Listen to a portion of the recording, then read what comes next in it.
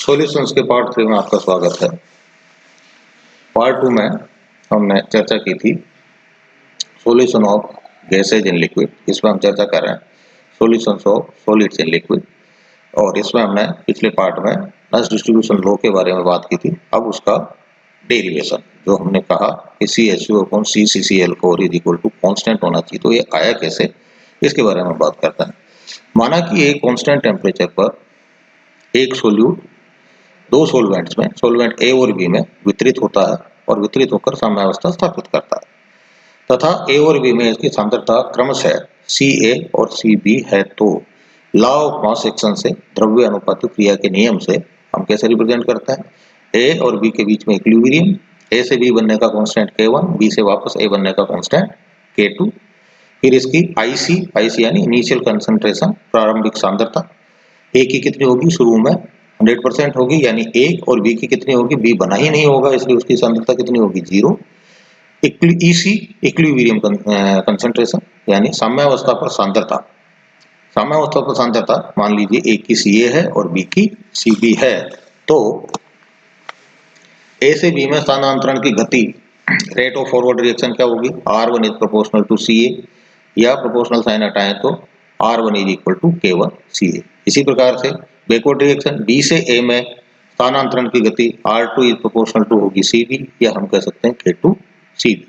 और हम जानते हैं इक्विलिब्रियम पर rate of forward reaction is equal to rate of backward reaction, यानी R1 बराबर होगा R2, तो इसलिए K1 Ca बराबर होगा K2 Cb, या हम कह सकते हैं Ca/Cb बराबर K2/K1। K2/K1 को एक दूसरे कांस्टेंट में मर्ज कर दें तो ये होगा Ca/Cb इक्वल टू K। ये वही इक्वेशन है जो हमने स्टार्ट में यहाँ पर CH2/CCl4 is equal to K के रूप में प्राप्त की थी। अब डिस्ट्रीब्यूशन लॉ की लिमिटेशंस। पहली लिमिटेशन, टेम्परेचर कांस्टेंट होना चाहिए। टेम्परेचर चेंज करने पर विलेयता में परिवर्तन होता है। अलग अलग टेम्परेचर पर अलग अलग सोल्यूट की विलेयता अलग अलग होती है, तो विलेयता में परिवर्तन होता है जो कि दोनों विलायकों के लिए भिन्न भिन्न हो सकता है ना, तो इसलिए टेम्परेचर उसका कांस्टेंट होना चाहिए। दूसरी, सॉल्यूशन आदर्श रूप से तनु होना चाहिए। निम्न सांद्रताओं पर डिस्ट्रीब्यूशन रेशियो लगभग स्थिर होता है, किंतु उच्च सांद्रताओं पर परिवर्तित होता रहता है।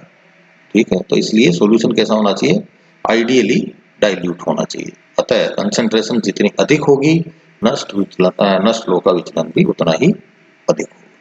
तीसरी बात, सोल्यूट द्वारा सोलवेंट्स की आपस में विलेयता में परिवर्तन नहीं होना चाहिए। जैसे हमने ऊपर एग्जांपल लिया था, आयोडीन पानी और CCl4 के अंदर वितरित हो रही है, और हमने ये भी कहा वहां पे कि पानी और CCl4 दोनों इमिसिसिबल है, अमिश्रणीय, एक दूसरे में मिक्स नहीं होता है।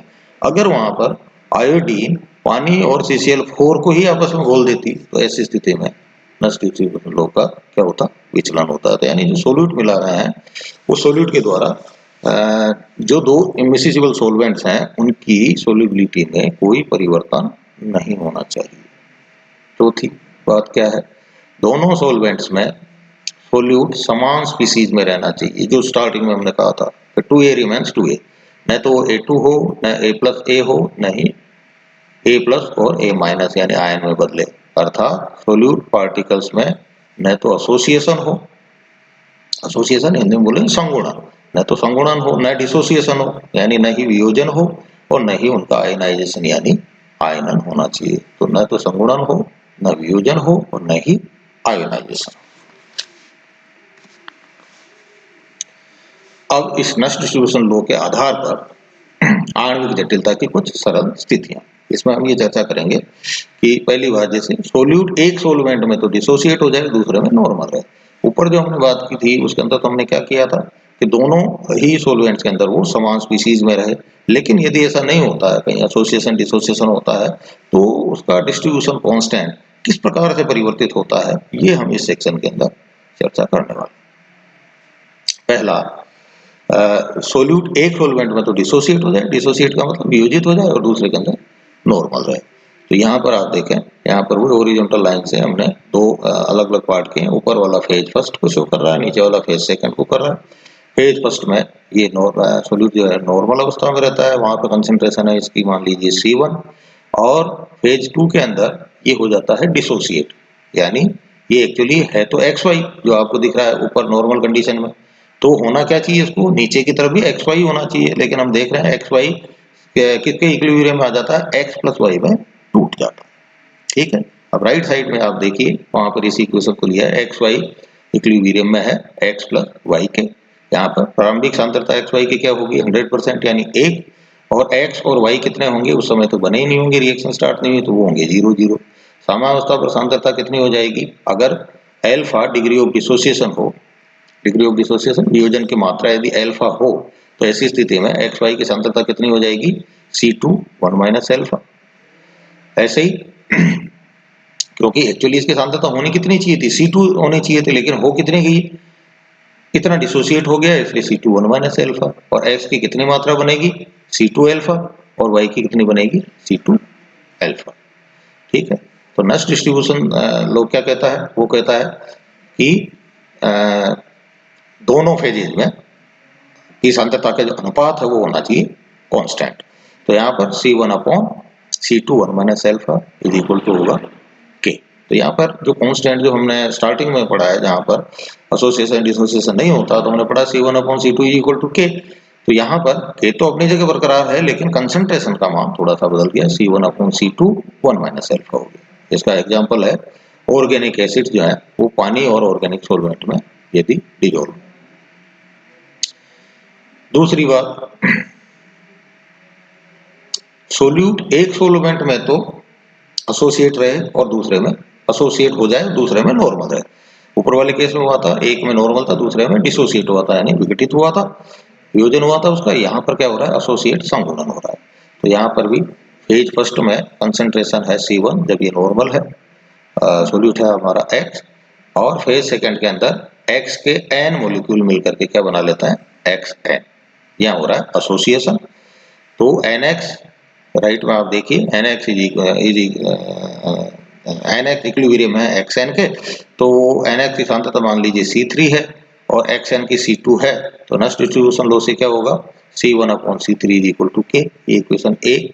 अब फेज सेकंड में एसोसिएशन पर जो भी एसोसिएशन हो रहा है उस पर लॉ ऑफ मास एक्शन द्रव्य अनुपाती क्रिया का नियम यदि लागू करें, तो द्रव्य अनुपाती क्रिया का नियम क्या कहता है, उत्पादों की सांद्रता बटे हुए क्रियाकारकों की सांद्रता बराबर होता है कांस्टेंट। तो उत्पाद की सांद्रता कितनी है यहाँ पर, उत्पाद क्या है यहाँ पर XN, और क्रियाकारक क्या है X के n मोलिक्यूल यानी NX, तो ये हो जाएगा XN अपॉन X की पावर n, या हम K बराबर कह सकते हैं XN की सांद्रता है C2 और X की सांद्रता है C3, तो C3 की घात n।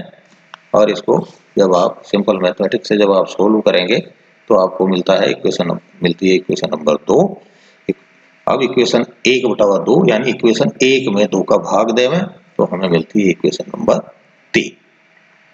ठीक है, तो अधिकांश स्थितियों में डिग्री ऑफ एसोसिएशन यहाँ इतना अधिक हो जाता है कि एसोसिएशन लगभग पूर्ण हो जाता है, यानी जो मूल कंपाउंड था वो तो रहता ही नहीं है ना। तो ऐसी स्थिति में इन कंडीशन में C1 की तुलना में जो C3 है, C3 क्या है, C3 है ये वाली कंसंट्रेशन यानी NX की कंसंट्रेशन, तो NX तो रहता ही नहीं है, सारा का सारा NX किसमें कन्वर्ट हो जाता है XN में कन्वर्ट हो जाता है। तो इसलिए ऐसी स्थिति में C1 की तुलना में C3 उपेक्षणीय होता है, और इसलिए C2 को ही फेज सेकंड में कुल सांद्रता मान लेता है। इसका एग्जाम्पल है बेंजोइक एसिड पानी और बेंजीन में यदि वितरित हो तो ऐसी स्थिति में। तीसरी कंडीशन है सोल्यूट एक सोलवेंट में सोलवेटेड यानी विलायक संकरित हो जाए और दूसरे के अंदर रहे नॉर्मल। ठीक है, तो बॉक्स में आप देखें फेज फर्स्ट में ये नॉर्मल है, इसकी कंसंट्रेशन C1 है, और फेज सेकंड के अंदर ये क्या हो रहा है, विलायक संकरित हो रहा है, यानी विलायक के साथ में जुड़ रहा है। तो X प्लस NS मिलकर के X डॉट NH होना है, जैसे कॉपर सल्फेट देखते हो CuSO4.5H2, तो वो क्या है विलायक संकरण, पानी का मोलिक्यूल का उसके साथ में जुड़ जाना। तो यहाँ पर टोटल कंसंट्रेशन कितनी है, X की कंसंट्रेशन C2 है, NH सोलवेंट के मोलिक्यूल्स हैं, और XNS कितनी है C3 है, तो टोटल कंसंट्रेशन कितनी हो जाएगी X के लिए C2 प्लस C3। ठीक है, तो अब नश डिस्ट्रीब्यूशन लॉ क्या कहता है, नश डिस्ट्रीब्यूशन लॉ कहता है कि C1 अपॉन C2 बराबर K, ये होगी इक्वेशन नंबर 1। फेज सेकंड में कौन सा इक्विलिब्रियम है X प्लस NS, इक्विलिब्रियम में है x डॉट NH के, तो C2, C4 और C3 सांद्रताओं को किस प्रकार से व्यक्त करेंगे, और इसके ऊपर लॉ ऑफ मास एक्शन जब आप लागू करेंगे तो आपको मिलेगी इक्वेशन नंबर 2। चूंकि फेज सेकंड में सॉल्वेंट की कंसंट्रेशन अत्यधिक है, अतः इसे क्या मान सकते हो आप, कांस्टेंट मान सकते हो। कांस्टेंट मान करके मानेंगे तो आपको ये वैल्यू जो है जो ऊपर लिखी हुई है C3/C2 इंटू C4 की घात n, तो यहाँ पर C4 आपका, यदि आप C2 को कांस्टेंट मान लेते हैं तो ये इक्वेशन आपको मिल जाती है C3/C2। ठीक है, दोनों तरफ एक जोड़ने पर, और ये सिंपल मैथमेटिक्स है, इसको जब आप करेंगे तो आपको मिलती है इक्वेशन नंबर 5। तो इक्वेशन 5 से क्या पता चलता है, ये पता चलता है कि सोलवेंट में से किसी एक सोलवेंट के साथ एसोसिएशन होने पर नॉइस डिस्ट्रीब्यूशन लॉ की मूल समीकरण में अंतर नहीं आता, केवल अंतर क्या आता है कि इसके k का मान बदल जाता है। अगले पार्ट में हम चर्चा करेंगे एक्सट्रैक्शन ऑफ सॉल्यूट्स की। नमस्कार।